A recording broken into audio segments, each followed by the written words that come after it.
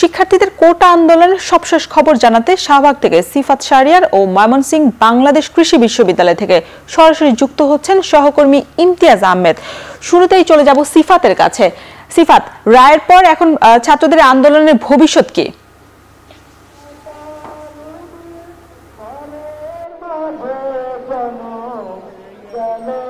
রোশন, যেটি সকাল 10টা থেকে তাদের তৃতীয় দিনের মতো যে বাংলা ব্লকের যে কর্মসূচি সেটি তারা কেন্দ্রীয় গ্রন্থাগার থেকে ঢাকা বিশ্ববিদ্যালয়ের বিভিন্ন হলের শিক্ষার্থীরা শুরু করে মিছিল এবং তারপরে হলপাড়া এবং ভিসি চত্বর সেখানে অনেকক্ষণ অবস্থান করে, তারপরে টিএসসি হয়ে এখন শাহবাগে অবস্থান নিয়েছে এবং ভাগে ভাগে তারা আসলে যে মোড়গুলো রয়েছে গুরুত্বপূর্ণ মোড়গুলো, সেক্ষেত্রে ফার্মগেট থেকে শুরু করে বাংলা মোটর সায়েন্স ল্যাব এবং মৎস্য ভবন এবং শাহবাগ, এই পুরো অঞ্চলটিতে এখন যানবাহন চলাচল বন্ধ রয়েছে, যেহেতু শিক্ষার্থীরা রাস্তার উপরেই অবস্থান নিয়েছে এবং তাদের বাংলা ব্লকেট কর্মসূচির আওতায় আজকে সারা দেশের 17টি জায়গায় আমরা যেটি দেখেছি, প্রধান 17টি জায়গা এবং বিশ্ববিদ্যালয়গুলোতে আন্দোলন চলমান রয়েছে। এবং সেই সাথে কিছুক্ষণ আগে আদালত 2018 সালে যে পরিপত্র সেটি বহাল রাখা যে রায় দিয়েছিল সেটিও তারা প্রত্যাখ্যান করেছেন এবং তারা যেটি বলছেন যে এই রায়ে তাদের আন্দোলনে কোনো প্রভাব পড়বে না এবং তারা আন্দোলন চালিয়ে যাবে যতক্ষণ পর্যন্ত না তাদের যে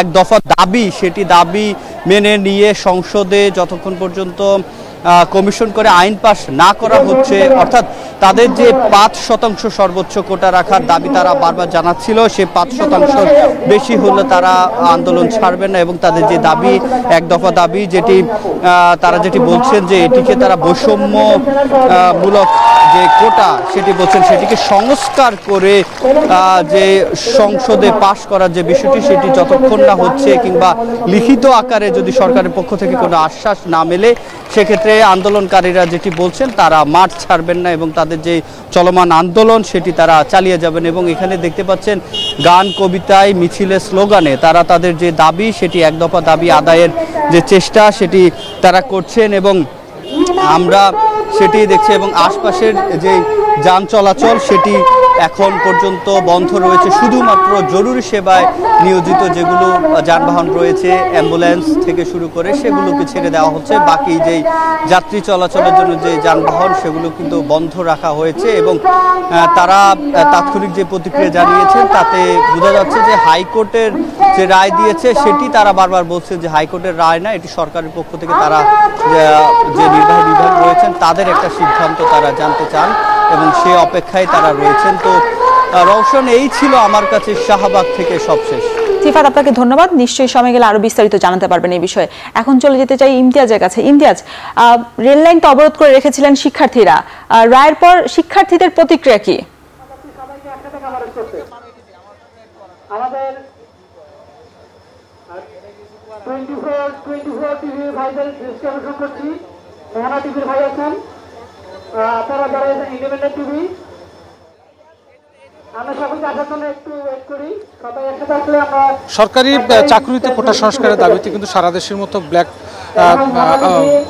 মতো কিন্তু কোটা সংস্কার আন্দোলনকারী যারা রয়েছেন তারা কিন্তু বিভিন্ন সময় অবরোধ কর্মসূচি পালন করছেন এবং আন্দোলন করে যাচ্ছেন। ময়মনসিংহে সকাল 11টা থেকে বাংলাদেশ কৃষি বিশ্ববিদ্যালয়ের জব্বারের মোড় এলাকায় যে রেলপথটি রয়েছে ঢাকা থেকে ছেড়ে আসা জামালপুরগামী তিস্তা এক্সপ্রেস ট্রেনটি কিন্তু তারা আটকে দেয় এবং এখানে কিন্তু প্রায় 2 ঘন্টা যাবৎ যারা আন্দোলনকারী শিক্ষার্থী রয়েছে কোটা সংস্কার আন্দোলনে তারা কিন্তু এই ট্রেনটি আটকে দেয় এবং তার প্রায় 2 ঘন্টা যাবৎ এই ট্রেনটি কিন্তু আটকা পড়ে আছে। এবং একটু জানিয়ে রাখতে চাই যে কিছুক্ষণ আগে কোটা পুনর্বহাল করে হাইকোর্টের যে রায় স্থিতি অবস্থা দিয়েছে আপিল বিভাগ, তার পরেই কিন্তু আসলে যারা আন্দোলনকারী রয়েছেন কোটা সংস্কার আন্দোলনকারী শিক্ষার্থী রয়েছেন তারা কিন্তু আরেক দফা ফুঁসে ওঠে এবং তারা যেটা বলার চেষ্টা করছেন আমাদেরকে যে তারা আসলে এই রায়টি তাদের কাঙ্ক্ষিত যে দাবি দেওয়া সেটি কিন্তু আসলে পূরণ হয়নি এবং তারা যে দাবি দেওয়াটি জানিয়েছিলেন যে সকল ক্ষেত্রে আসলে কোটা সংস্কার করতে হবে এবং সর্বোচ্চ 5% কোটা থাকতে পারে এবং সেই বিষয়টির উপরেই কিন্তু তারা এখনও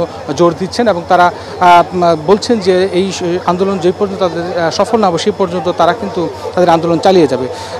আমরা জানি যে স্বাধীনতার পর নির্বাহী আদেশে সরকারি চাকরিতে কোটা পদ্ধতি চালু করা হয়। 1976 সাল পর্যন্ত 20% পদ মেধার ভিত্তিতে নিয়োগ করা হতো, বাকি পদ কোটায় নিয়োগ হতো। 1976 সালে মেধার ভিত্তিতে নিয়োগ 40% বাড়ানো হয়, পরে মেধায় নিয়োগের হার আরও বেশ কিছু বাড়ানো হয়। আর 2018 সাল পর্যন্ত সরকারি চাকরিতে মোট 56% কোটা কিন্তু প্রচলিত ছিল। এর মধ্যে 30% বীর মুক্তিযোদ্ধা, 10% নারী কোটা, 10% জেলা কোটা এবং 5% ক্ষুদ্র জাতিসত্তা কোটা। এবং এর ভিত্তিতেই কিন্তু আসলে যারা কোটা সংস্কার আন্দোলনকারী শিক্ষার্থী রয়েছেন তারা কিন্তু আন্দোলন চালিয়ে যাচ্ছেন।